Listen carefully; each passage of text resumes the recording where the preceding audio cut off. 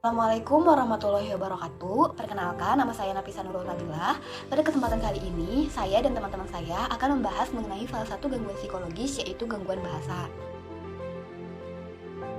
Jadi otak manusia itu memproses dua komponen komunikasi. Yang pertama ada bahasa dan yang kedua ada berbicara.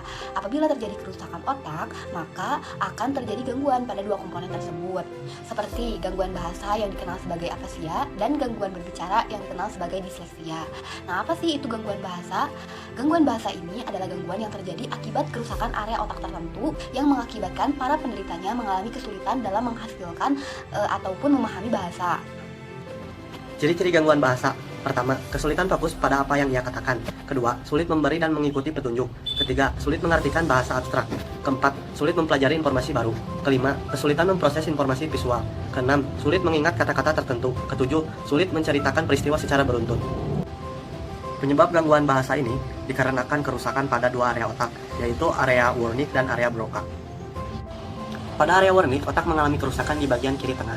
Akibatnya, penderita akan mengeluarkan kata-kata ataupun kalimat yang sulit dimengerti oleh lawan bicaranya. Lalu, pada area Broca, otak mengalami kerusakan di bagian kiri depan. Akibatnya, penderita tahu apa yang ingin dia sampaikan kepada lawan bicaranya, namun ia sulit dalam mengutarakannya. Oke teman-teman, jadi selanjutnya ada jenis-jenis dari afasia. Afasia sendiri memiliki 3 jenis. Yang pertama ada afasia Broca yang merupakan gangguan dalam mengidentifikasi serta kecerdasan. Sebagai contohnya, ketika seseorang yang menderita gangguan ini diminta untuk memahami suatu kalimat yang dilontarkan oleh seseorang, dia akan mengalami kesulitan untuk memahami kalimat tersebut. Atau sebagai contoh lainnya, ketika si penderita ini diberikan pertanyaan, maka dia akan sulit menjawab pertanyaan tersebut karena dia tidak mengerti maksud dari pertanyaan tersebut, sehingga dia menjawab pertanyaannya dengan terbata-bata.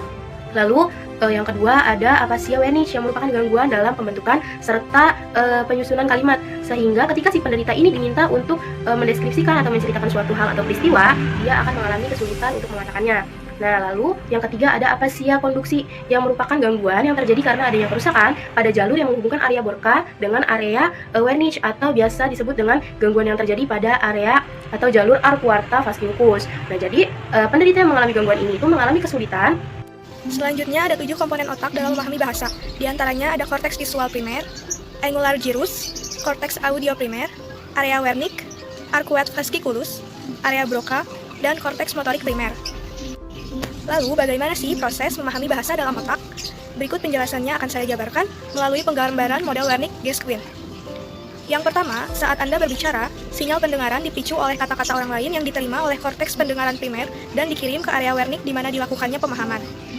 Jika sebuah spon dalam perjalanan area Wernicke menghasilkan representatif saraf dari pemikiran yang mendasar, balasan maka akan ditransmisikan ke daerah Broca melalui arcuate fasciculus. Dalam area Broca, sinyal ini mengaktifkan program pengenalan artikulasi yang mendorong neuron dari korteks motorik primer dan berakhir di otot artikulasi.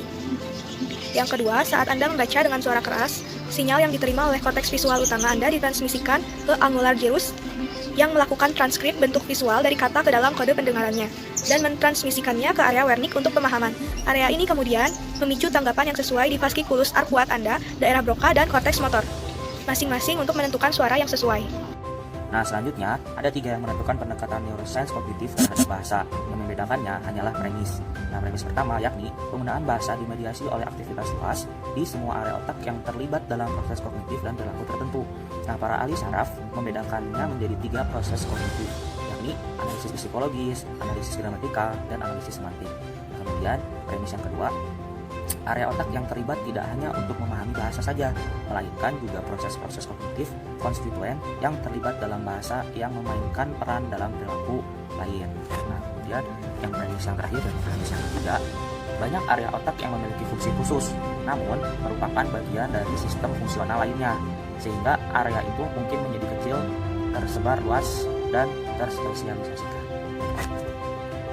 Baik teman-teman, jadi kesimpulannya adalah gangguan bahasa itu terjadi karena adanya kerusakan pada 2 area otak, yaitu pada area Broca dan area Wernicke, yang berpengaruh pada kehidupan manusia dalam kehidupan sehari-harinya karena terjadinya penurunan dalam kemampuan untuk menghasilkan serta memahami bahasa yang merupakan salah satu syarat untuk berkomunikasi.